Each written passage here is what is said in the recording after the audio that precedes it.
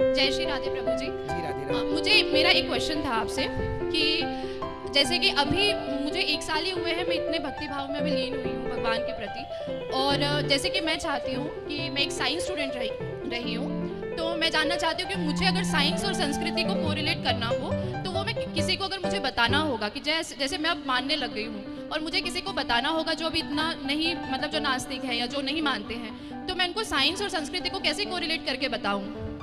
Science का कोई सवाल आप हमसे पूछिए, जो आपको जानना हो कि साइंस ये कहता है तो शास्त्र क्या कहते हैं। आप सवाल करते जाइए, साइंस से जुड़े, शास्त्रों के जुड़े, हम उत्तर देते जाएंगे। ऐसा तो मुझे कोई पूछेगा नहीं, लेकिन मुझे अगर किसी को रीज़न देना हो कि भगवान को हमें क्यों मानना चाहिए और क्या है ऐसी चीज़, उसको आप मुझे तुम साइंस से रिलेट करके बताओ। क्योंकि मैं भी बहुत ऐसे MNC में वर्क करती हूँ और बहुत लोग मुझे पूछते हैं सवाल। अभी जस्ट मैंने लड्डू गोपाल जी को अपने घर पे लेकर आई, शादी में मुझे मम्मी पापा ने दिए थे, तो मेरी सासू माँ उनका बहुत ज़्यादा ख्याल रखती थी। फिर मैं धीरे धीरे उनको देखकर मैं भी भक्ति भाव में आई, तो अब मैं उनको पर्सनली रख रही हूँ और मैं उनकी बहुत सेवा कर रही हूँ अभी। तो बस मुझे इसका आंसर चाहिए था कि अगर कभी मुझे किसी ने पूछा तो मैं उनको क्या बोलूँगी। आपने बहुत अच्छा सवाल किया कि ईश्वर को क्यों मानना चाहिए।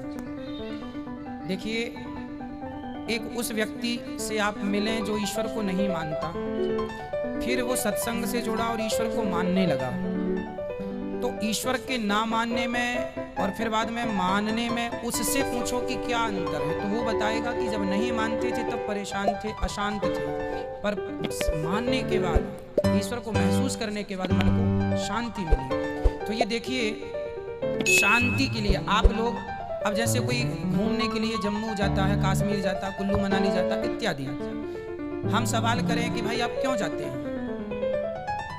तो क्या उत्तर वो कहेंगे? घूमने। भाई घूमने के लिए तो आपके शहर में भी पार्क वार्क हैं, बहुत सारी चीज़ें, वहीं क्यों?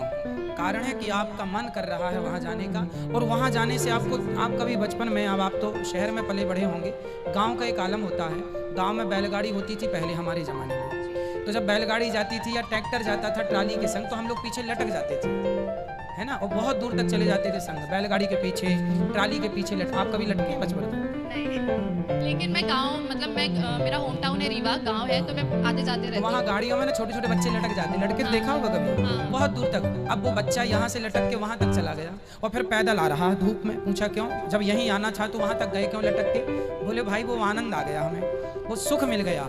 जो सुख उस बच्चे को बैलगाड़ी या ट्राली में लटक के मिला, वो सुख का अनुभव केवल वही कर सकता है, दूसरा नहीं कर सकता। उसी प्रकार ईश्वर को जो मानते हैं, मानने का जो सुख है उसका अनुभव वही कर सकते हैं जो मानते हैं। जो कहते हैं कि मैं क्यों मानूं, तो आप जब मानेंगे तब आपको इसका उत्तर मिल जाएगा, है ना।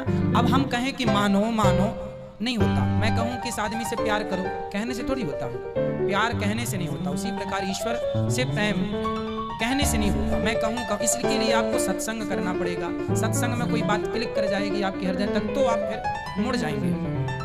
तो ईश्वर को इसलिए मानना चाहिए क्योंकि ईश्वर के चरणों में ही शांति, सुख है। आप संसार तो घूम के देख ही चुके हैं कितना शांति है, और कथा सुन चुके हैं, और भगवान की भक्ति भी अब आप शुरू किए हैं, तो आप भी इस चीज़ के गवाह हैं कि आपको पहले की लाइफ, प्रेजेंट में आपको क्या अंतर है, पहले और अब में। आज आप ही बताइए, पहले और अब में अंतर है आपको? मुझे बहुत ज़्यादा फर्क लगा, क्योंकि मैं इंटरनली मेरे में बहुत पीस, वो शांति आई हुई है। और यही चीज़, मतलब अभी मैंने और मेरे हस्बैंड जो है, हम दोनों ने साथ में स्टार्ट किया है, तो हम दोनों में बहुत चेंजेस भी आए हैं। और पहले ऐसा है कि बहुत नादानी हो जाती थी, बहुत नादानी में झगड़ा करते थे, ऐसे नॉर्मली वो बहुत यही है ईश्वर को मानने और ना मानने का सबसे बड़ा अंतर। आप खुद जान रहे हैं सब्जेक्ट को। जैसे आपने कहा कि बहुत आनंद आता है एक जब हम लीन हो जाते हैं, तो अभी जस्ट मैं निधि वन से होकर आ रही हूँ और मुझे वही चीज़ वहाँ पे बहुत अच्छी लगी रहकर। मुझे ऐसा लग रहा था बस मैं रह जाऊँ, बट ऐसा पॉसिबल नहीं है। और हम लोग जब घूम कर आए और डायरेक्ट आए तो मुझे बहुत ज़्यादा अच्छा लगा।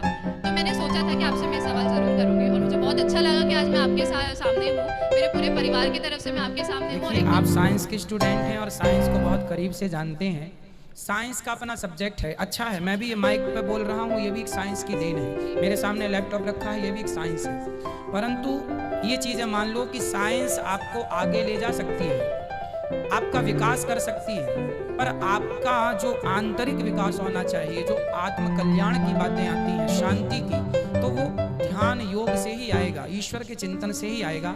कई प्रश्नों का उत्तर साइंस के पास नहीं है। जैसे एक सवाल है जो सबको पता नहीं होगा, मैं आपको देता हूँ। जब आपसे कोई साइंस और शास्त्रों में डिस्कस करे तो आप ये वाला उनको बता देना। साइंस कहता है कि यदि वस्तु है तो बनाने वाला कोई है, ये वस्तु है तो बनाने वाला कोई है। तो आप हैं और हम हैं तो हमें और आपको भी बनाने वाला कोई है।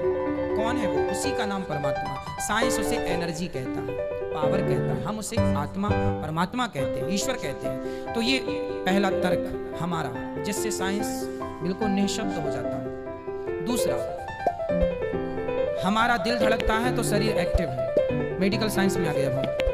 मेडिकल साइंस कहता है शरीर में दिल है, दिल पंपिंग करता है, धड़कता है तो शरीर काम करता है। अब आज तक बड़े बड़े साइंटिस्टों को ये नहीं पता लगा कि दिल जो धड़कता है वो उसके पावर से तो शरीर चलता है, पर वो किसके पावर से पंपिंग कर रहा है, किसके पावर से धड़क रहा है? ईश्वर। वही है ईश्वर। इस बात पर अभी साइंस लगा हुआ है कि दिल जो धड़कता है उससे तो शरीर चल रहा माना कि, पर वो कैसे धड़क रहा, वो उसमें धड़कने की शक्ति कहाँ से आई? वही शक्ति है ईश्वर की ओर से। मोबाइल में आपके इंटरनेट चल रहा है, आपके मोबाइल में इंटरनेट चल रहा मतलब नेटवर्क मिल रहा है, नेटवर्क नहीं मिलेगा इंटरनेट बंद हो जाएगा। उसी प्रकार ईश्वर के पावर से हर दिलों को पावर मिल रहा है। एक जैसे खंबा होता है उससे सबको पावर मिल जाता है। इंटरनेट पे आप सुविधा देखते हैं।